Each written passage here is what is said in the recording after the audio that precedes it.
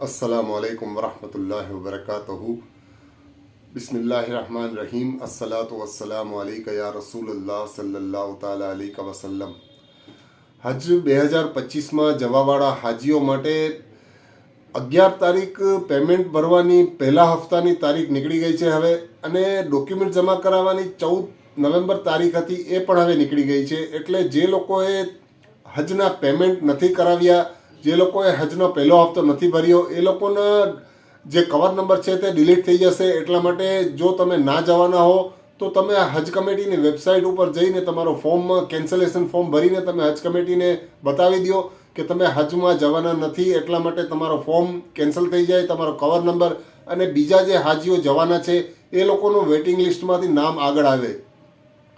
કેમ કે ઘણા લોકોને વેઇટિંગ માટે ઇંતજાર કરે છે એમના નંબર આવવાનો, અને ઘણા સ્ટેટોમાં મોટી મોટી વેઇટિંગ લિસ્ટ છે. એટલે એ લોકો માટે ઘણી આસાની રહેશે અને એ લોકોનો નંબર આગળ આવશે. એટલા માટે ખાસ કહેવાનો મતલબ એ છે કે હજ કમિટીએ કેન્સલેશન ફોર્મ પણ હવે આપી દીધો છે વેબસાઇટ ઉપર, અને તમે જઈને અગર તમારો ઈરાદો નથી હજ કરવાનો તો તમે તમારા કવર નંબર નાખી અને હજ કમિટીને આ ફોર્મમાં કેન્સલ કરી દો, અને તમારું નામ એમાંથી નીકળી જાય એટલે બીજા વેઇટિંગવાળા હાજીઓનું નામ આવી શકે. એટલા માટે અને બીજી એક વાત એ છે કે હજ કમિટીના જે ફોર્મ ભરેલા હાજીઓ છે એ લોકોને વેઇટિંગ લિસ્ટમાં કેટલા સ્ટેટોમાં મોટા મોટા વેઇટિંગ છે, એટલે એ લોકોને પણ આસાનીથી નંબર આવી શકે. અને બીજી એક વાત કરીએ તો આપણે હજ કમિટીની વેઇટિંગ લિસ્ટમાં કેટલા સ્ટેટમાંથી કેટલા હાજીઓનો નંબર આવશે એ પણ એક મોટી હાજીઓમાં કન્ફ્યુઝન છે. એટલે આપણે વાત કરીએ તો અમુક સ્ટેટમાં તો ઘણા વેઇટિંગ વધારે ચાલે છે, જેમાં કે ગુજરાત છે, મહારાષ્ટ્ર છે, મધ્યપ્રદેશ છે, કેરલા છે, એવા સ્ટેટોમાં છે, દિલ્હી છે, એવા સ્ટેટોમાં ઘણી વધારે વેઇટિંગ છે. એ લોકોને ઇંતજાર છે કે એમની વેઇટિંગ લિસ્ટ જલ્દીથી જલ્દ આવી જાય અને એ લોકોનો નંબર પાસ થઈ જાય, એ લોકોના કવર નંબર આવી જાય. એટલા માટે એ લોકો ઇંતજાર કરે છે. એટલે કહેવાનો મતલબ એ છે કે અગર તમે હજમાં નથી જવાના તો તમે કેન્સલ કરીને તમારો કવર નંબર કેન્સલ કરાવી દો હજ કમિટીની વેબસાઇટ ઉપર જઈને, તો બીજા હાજીઓનો નંબર આવી શકે. એટલા માટે હજ કમિટીની નવી વેઇટિંગ લિસ્ટ, પહેલી વેઇટિંગ લિસ્ટ આવવાની છે તે 20 તારીખની આસપાસ આવવાની છે. 20 તારીખ પછી પણ ક્યારે પણ આવી શકે છે. અને બીજો હપ્તાનો પેમેન્ટ પણ તમને જલ્દી આવી જવાની સંભાવના છે. હજ કમિટીના બીજા હપ્તાનું પેમેન્ટ અંદાજો 1,42,000ની આસપાસ છે એ આવવાનો છે, અને બીજા હપ્તાની આસપાસ જ વેઇટિંગ લિસ્ટ પણ પહેલી વેઇટિંગ લિસ્ટ આવી જશે, જેમાં જે લોકોના હાજીઓના સ્ટેટ વાઇઝ નંબર આવી જશે.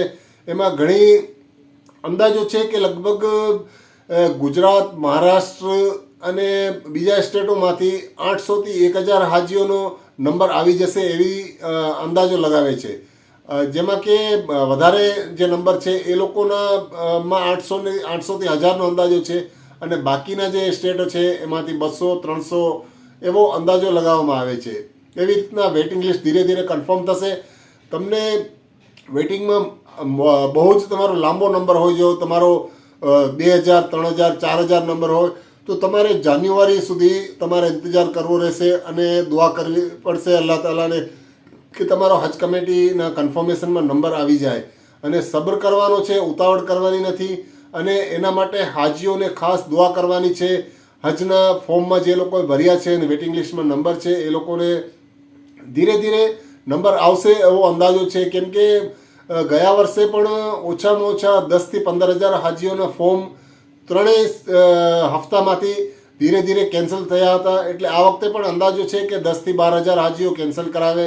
એટલે તમારો અંદાજા હિસાબે આ પહેલી કિસ્તમાં 800થી 1,000 હાજીઓનો નંબર આવી જશે. ગુજરાત, મહારાષ્ટ્ર છે જેમાં મોટી વેઇટિંગ લિસ્ટો છે, અને બીજી જગ્યાએ 200, 300, 400 એ હિસાબે આગળ વધશે વેઇટિંગ લિસ્ટ. એટલે વિડીયો બનાવવાનો મકસદ એ જ છે કે ઘણા લોકો ઇંતજાર કરે છે કે વેઇટિંગ લિસ્ટમાં અમારો નંબર ક્યારે આવશે અને ક્યારે અમને ખબર પડી જશે કે અમારે વેઇટિંગ લિસ્ટમાંથી કન્ફર્મેશન આવી ગયું છે. તો તમને મારો વિડીયો જો સારો લાગ્યો હોય તો પ્લીઝ મારા ચેનલને સબસ્ક્રાઈબ કરો, લાઈક કરો, શેર કરો. અલ્લાહ હાફિઝ.